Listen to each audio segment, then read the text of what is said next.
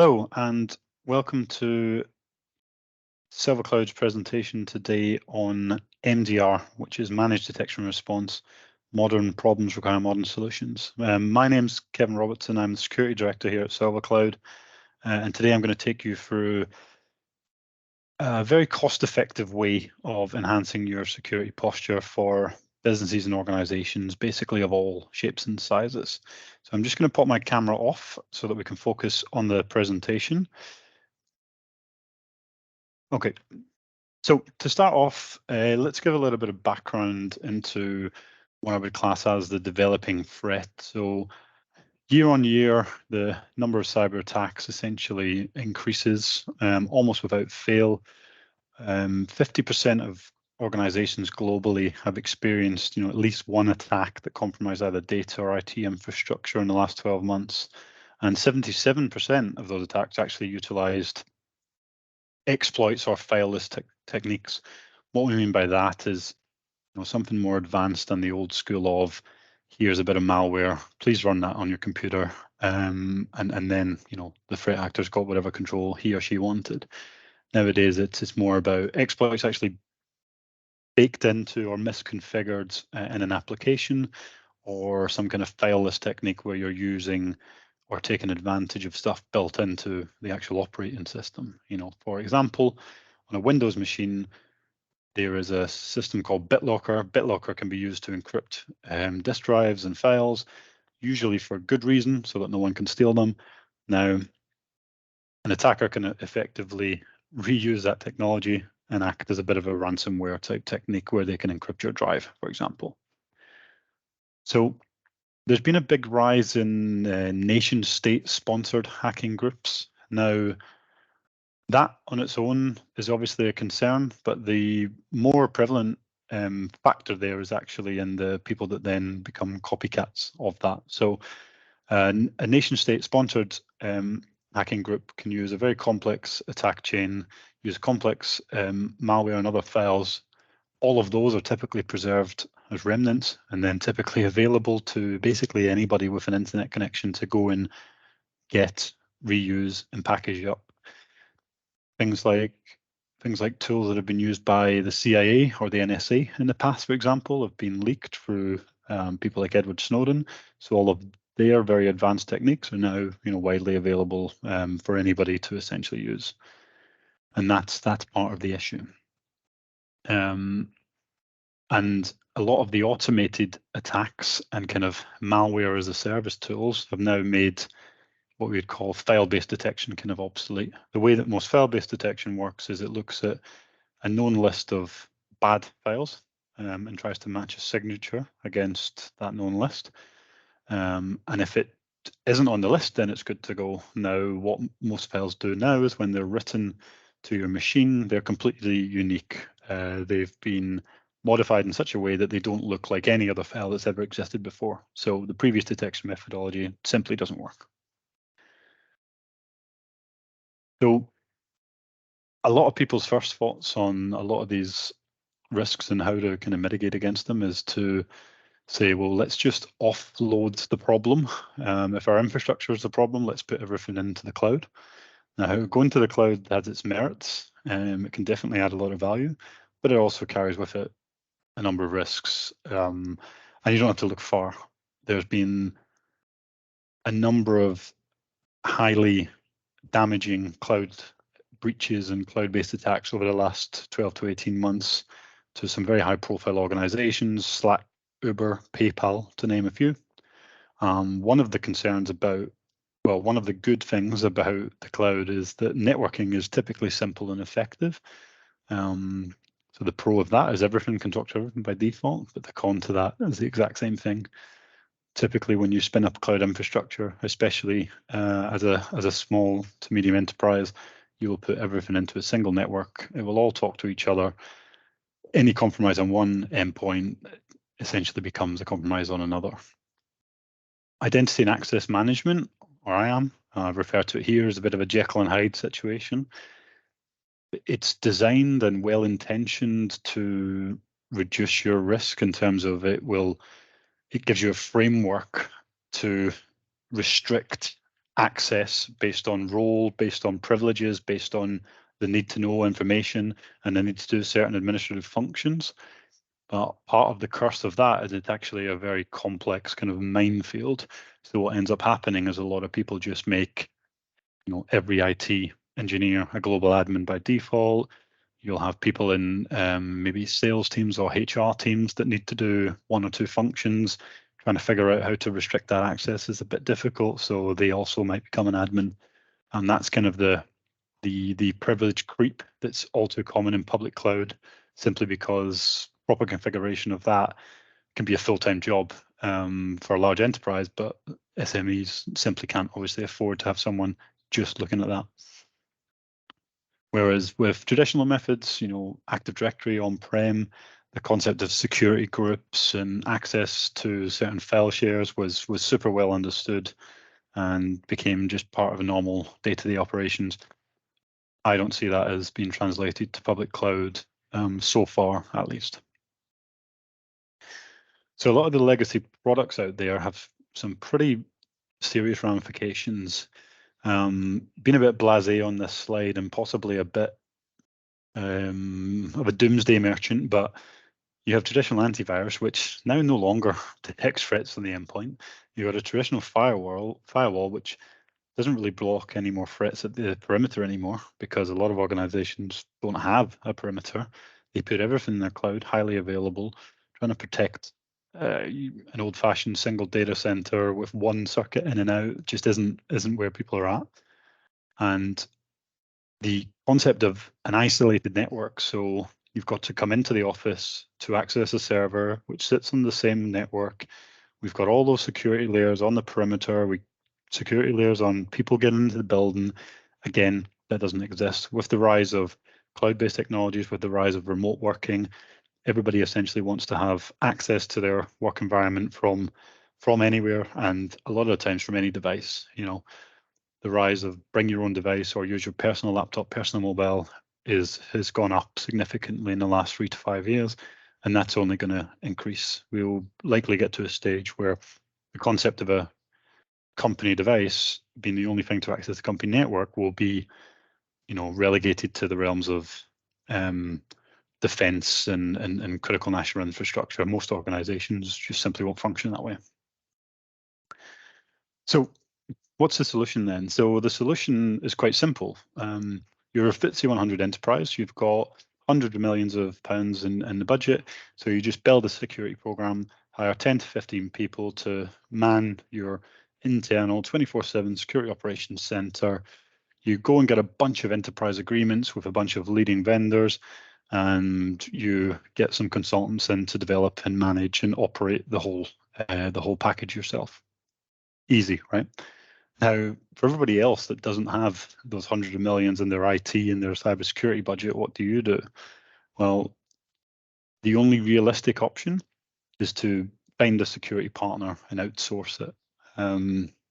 Security nowadays is as separate from IT as IT and HR are, and I think that needs to be the shift in attitude that we need, and where we are starting to see across the kind of business. You can't rely on IT generalists with small teams, limited resources, working 9 to 5 to just manage these security programs and tools. So how did MDR, managed detection response, become a thing? Well, if we circle back, their traditional MSSPs, or managed security service providers, have probably existed for about 20 years. And some guys, a lot of the times it was just part of another IT provider, another MSP. They were focused very much on security monitoring to an extent, typically putting products in and then managing the products. So put a firewall in, make sure the firewall works. Their idea of monitoring or testing would be, can we ping the firewall? Can we send a packet through the firewall? Is it up and working? It's not really diving into, okay, has there been a breach here? Has something got through? They were not responding typically to the customer's needs, wants, and asks, unless it was to sell another product or put another product in. It was very much outsourcing infrastructure, security infrastructure, rather than a partnership with another vendor or with another business. Now, internal security teams face a different problem.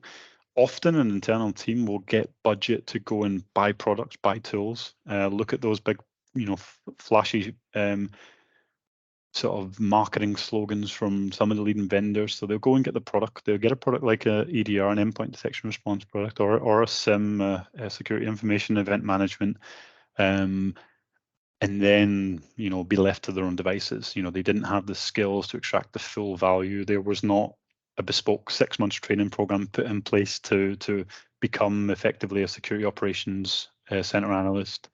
And even then, this internal team often was either one or two people, or often was IT generalists just wearing multiple hats.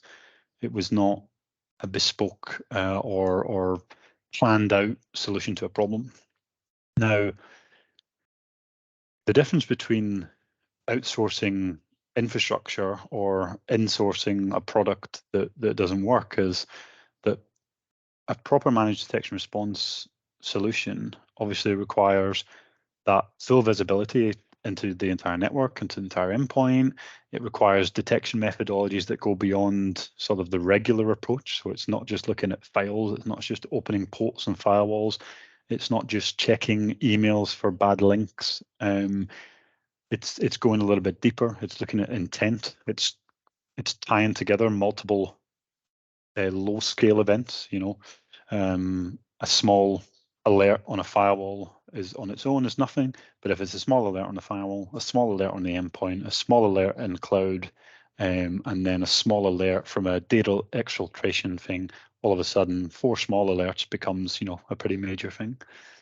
Now, tying all that in together, and what a good MDR vendor will have with their clients is those 24/7 pre-approved responses. So what that means is that we are not going to simply cause any undue or bad reactions to stuff. We're not going to cut everything off at the firewall level. If there is a security incident, we don't shut down your entire business, which typically used to be the old approach.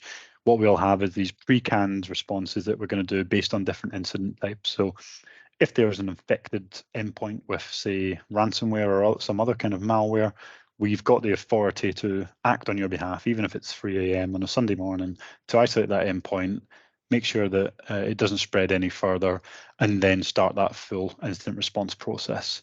And in the same vein, we can also monitor for example, your Office 365 infrastructure. If we have legitimate concerns that someone's account has been breached, we then have the authority to go and block that account, reset the password, contact the user, and then start to work out, okay, what's the data breach here? So I've kind of covered what the problem MDR solves, but essentially what is it and what are the kind of main elements? So MDR, Managed Detection Response, it's a 24/7 service. I spoke a lot there about the reactive elements, but actually some very good MDR vendors will have a lot of proactive elements to it as well. So there'll be things like threat hunting that's conducted on a regular basis. What I mean by that is threat hunting can be driven from a few different scenarios. One of the most common is, okay, there's a brand new 0-day threat being released by a vendor, such as Microsoft or VMware, and here is what that vulnerability looks like. Then from that MDR vendor, what they will do is take in a bunch of their threat intelligence sources. There'll be a lot of cooperation as well globally. So there's a lot of sharing that goes on for intelligence. So we will have one customer that will say, okay, we've been breached and this is what we've seen. We've seen these file types from these IP addresses, from these countries, these people. All of those bits and pieces stitched together are called indicators of compromise. So they're clues as part of the investigation as to how we can find stuff. We'll take all of that knowledge, and we'll apply it towards your environment proactively. So we'll go into our customer's environment. There's no evidence that they've been breached, at least no loud evidence, and we will search against all of these threat intelligence IOCs that we've got. That'll then enable us to detect and respond to threats which are not baked into products already, if that makes sense. So the best will in the world, even the best vendors for products like EDR and SIM, etc., they're not going to have rules written to detect things which nobody knew about until 5 minutes ago, right? So quite often it involves that, highly functioning SOC to go in there and start searching for that. In the same vein, we can often use other kind of indications to look at that. So it could be things like we've had a breach on one endpoint which is not related to a known threat. So it's someone who has had some kind of event that's happened to them. It's something very, very specific to that customer. We can use that intelligence to go and look in the rest of their environment. And if you listen to the marketing for these companies, they typically operate in a room which looks like this. So this is your standard security operations center, right? Well, in actual fact, they actually operate in a room that looks like this. And what I'm driving at there is that, most security operations centers now are kind of virtual, a lot of remote functions. They have typically a core team that operates in an office, but a lot of those big fancy screens up there are not where the information is being driven from. A lot of it's there's some manual labor that goes into it. So what exactly are you going to get from an MDR vendor? So we spoke before about some of the kind of high level things that they would do, but ultimately it boils down to three main sort of pillars or elements, and that's people, process, technology, which you may have heard before attributed to other functions, especially in the tech stack, but I think it works well in the security language as well. So that technology piece, typically an MDR vendor will have leading products, heavily discounted rates because they're buying, 5, 10, 15,000 licenses a year to cover their many, many customers. Your business comes in with only 50 licenses or 50 endpoints. You can take advantage of the price that the MDR vendor is buying at scale at. Whereas if you went direct to a vendor at that small number, they might not even give you a price, let alone give you a competitive price. From a people point of view, so typically a very well functioning MDR vendor has got, a lot of work on, a lot of customers, so they're there and given the budget, they're given the scope to go and hire the right people to operate there. It's not going to be dual hatting or generalist. It's going to be dedicated security professionals to man that security operation center. And processes. So from a process point of view, it's all tried, it's all tested, it's happened 100 times. You may be experiencing the most severe security incident ever and have no idea what to do. You've got that rabbit in the headlights type moment. Now, what you'll probably find is that your MDR vendor, this is the 10th time they've had to deal with that this week. They're very well rehearsed. It's already happened 9 times. They've built in automation, they've built in frameworks, they've got tried and tested response procedures. It should just be a run-of-the-mill event for them. So all of that sounds, pretty expensive, right? And it certainly can be if you want to do everything at once. If you want to take your security posture from 0 to 100 overnight, you're going to have to spend a bit of money. It's not as cut and dry as that. But that's not where people should start. It should be seen as a journey, not a destination. There's always new tools, procedures. There's always a new method or a new way to secure something or build something or do any other, acronym towards it. So it has to constantly evolve. So when you look at security as a journey, there's 3 main phases. I've given this on this slide as a bit of an example as maybe your standard SME. On phase 1, what are you going to look at? You're going to look at things like MFA, access control, roles, permissions, your kind of standard stuff compared to your average estate. Then I think the next logical solution is to look at MDR for endpoints. So managed detection response for your endpoints. Deploy an EDR tool that's managed 24/7, either by an internal team if you've got the budget for it, or as I said before, an external SOC that's managed by an MSSP. And the other thing as well, which goes hand in hand with that, I think, is a advanced email security solution. And the reason for that is 90% plus of security incidents involve some level of human interaction. And the main way for someone to get that initial human interaction is typically through email. So they'll send an email with some kind of request or some kind of link or file, and someone will click on that 9 times out of 10. And it's not the protection in place from, say, Office 365 out the box, or even Google Workspace out the box, is simply not adequate, I would say. So there's other solutions out there. There's other vendors out there. There's people that specialize in this, and again, they should be, they should be explored as quite a cost-effective solution to solve quite a big problem. Moving on to phase 2, that's probably when you're looking at things like vulnerability management, trying to get ahead of the curve, patching against exploits, fixing weaknesses in applications. You'll have some compliance requirements. Maybe you want to get ISO 27001, PCI DSS if you process payments, and a bunch of other things as well. And you also probably start looking at, security assessments. You've started to take some steps. You think you're making progress, but let's get someone in to actually test and audit against that. Often an overlooked step, to be honest. Moving on to phase 3, this is where you're trying to go from that 95% to 99% type thing. It's going to be the last few percent that are the most difficult to achieve and ultimately require the most investment.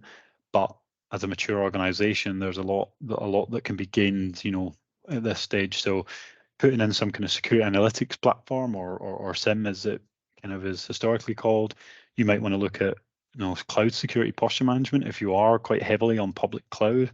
Might also want to start incorporating some dark web monitoring if you believe that you're quite high profile and have quite a lot of risk out there. It's often worthwhile getting ahead of that, and things like network traffic analytics as well. So starting to incorporate, that next layer. You've secured your endpoint, starting to secure clouds. Let's look at securing the network. And this is just, as I said before, this is just a rough example. There's 10 or 15 other solutions that could go on this. These are just but a few.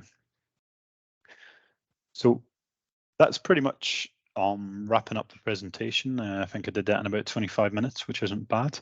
Now, I would like to see if there's any questions from anybody in the audience. I'm just going to open the Q&A here. Okay, so do all businesses need all 3 phases of security? That's a good question. So typically, no. I think the answer is simply no. So security is often seen as a cost, as a sunken cost. Is often the way that people start to look at it, right? But the return on investment in security is to think about risk as before and after, rather than, okay, how much money can I save by implementing this? Because if you start with that method, it's never going to work. Implementing security solutions is not going to save you money on face value. What it will do is lower your risk. So you might go from an example of 250K is your risk per year that you will lose to a security incident, but it only costs 150 to go and implement this, and this, and that reduces your risk in half. So on those numbers there, you've managed to essentially save some money based on the before and after risk, quantifiable cost. Now, for a lot of businesses, that will not be the case in terms of implementing everything, which is why I think that phase 1 on my previous slide is just the absolute necessity and the absolute starting point for most businesses. And then after that, you have to run internal return on investment sort of analysis to work out what makes sense for you to go on your next round of sort of budgetary requirements. Okay, so are the costs of security solutions fixed or do they fluctuate? So that's a good question as well. So a lot of security solutions are pretty much priced, per device, per endpoint, per person sometimes, or even per gigabit of data ingested.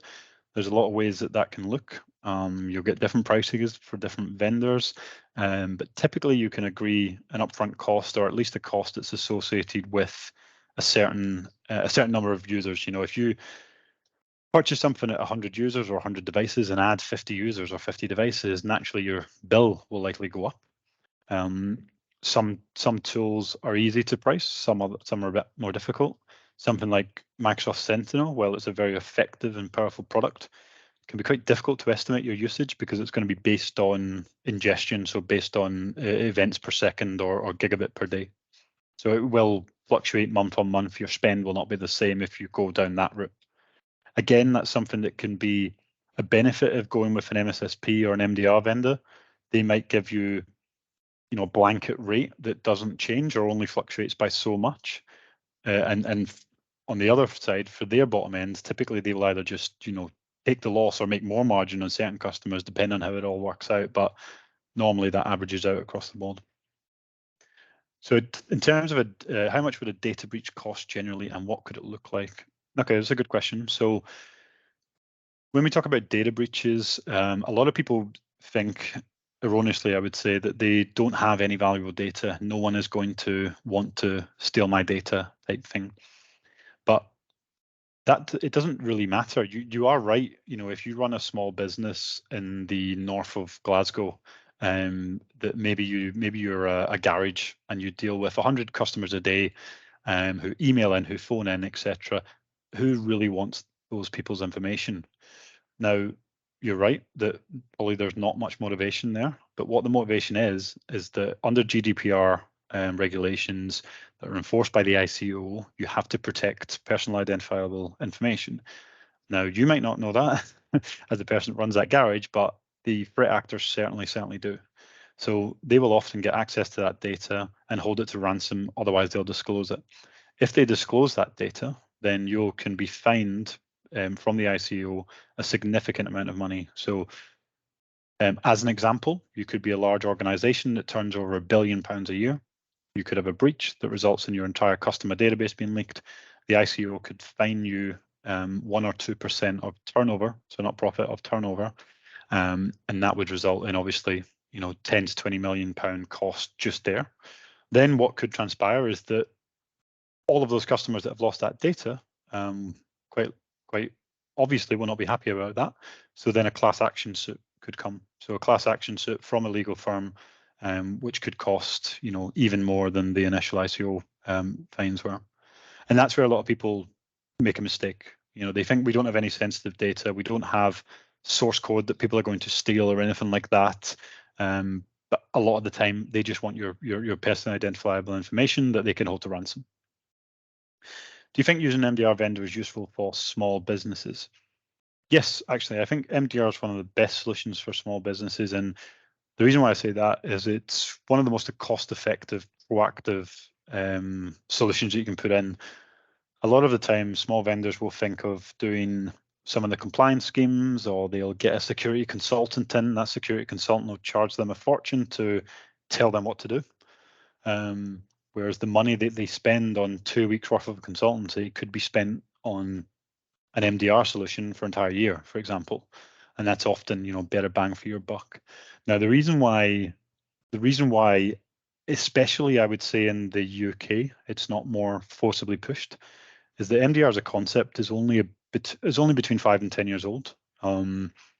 We are probably a little bit behind the curve in terms of our MDR adoption. If you look at the US market, the latest Gartner research is that by 2025, 50% of organizations will have an MDR vendor, an external MDR vendor, and something like 30% of the rest will have it internal. So that only leaves 20% of organizations which don't have MDR at all. We're probably slightly behind that projection, but we will catch up and it will be the same here. Okay. Is there a benefit in getting a cybersecurity risk assessment? Yes, there absolutely is, but again, it has to be done in a controlled manner. So you have to, if you're going to get a security risk assessment, you have to work out why you're getting it and what you're going to do with that information. There's plenty of organizations that get assessments done, but then don't have a budget to spend after the results of that. So it's just a list of what you knew was already bad. So I think people need to look at the budgets that they've got and work out how best to spend them. There's no point planning or assessing stuff for 5 years if you're never going to take action on it. If you're looking to work with an MDR vendor, what would your first step be? Okay, so the first thing I would do is I would be picking an MDR vendor that has an impressive tool set. So there's MDR vendors typically are powered by EDR, so endpoint detection response, and quite often a security analytics platform or SIEM alongside that. as well as some ancillary things like email security, security awareness training, sometimes vulnerability management, etc. So I would be picking a vendor first and foremost that gets that technology bit right.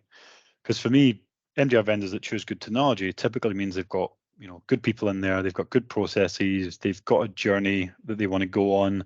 They are not just using open source, free, cheap stuff and just trying to make a quick buck.